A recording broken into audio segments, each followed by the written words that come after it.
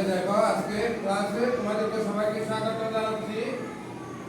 আজকে আমাদের পাঠ কি বাংলা পাঠ পরিচিতি। দেখো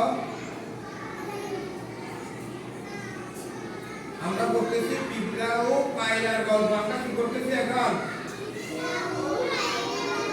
আমরা কি করতেছি? পিঁপড়া ও পায়রার গল্প। তাহলে দেখো পিঁপড়া ও পায়রার গল্প।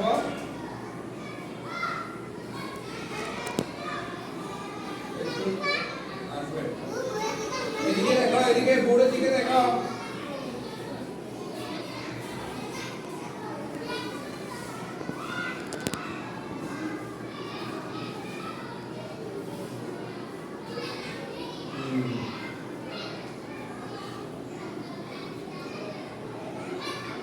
তাহলে আমরা এই পাঠ যদি পড়ি তাহলে কি করব? প্রশ্নের উত্তর দিতে পারবো, প্রমিত উচ্চারণে গল্পের যে কথাগুলো এগুলো আমরা বর্ণনা করতে পারবো। তাহলে এখন দেখো কিছু ছবি দেখো, দেখো এটা কিসের ছবি?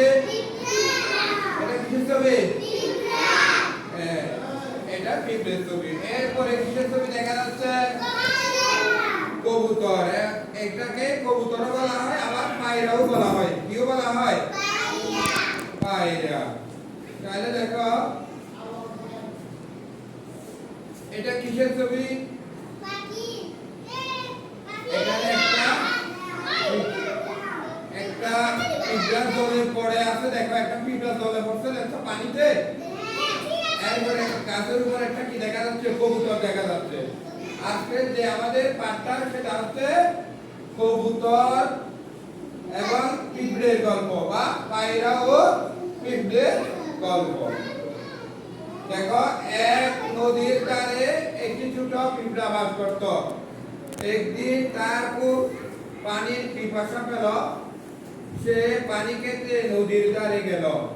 নদীতে অনেক ঢেউ ছিল। পিঁপড়াটি নদীর ঢেউয়ে ভেসে গেল। নদীর পাড়ে একটি বড় গাছ ছিল। সেই গাছে একটি বড় পায়রা বাস করত। পায়রাটি দেখতে পেল পিঁপড়াটি পানিতে ভেসে যাচ্ছে। পিঁপড়াটি কোথায় ভেসে যাচ্ছে? পিঁপড়াটি কোথায় ভেসে যাচ্ছে? গাছে কি বাস করত? বড় পায়রা বা কবুতর বাস করত। এরপরে দেখো একটা আমরা ছবিতে কি দেখতে পাচ্ছি?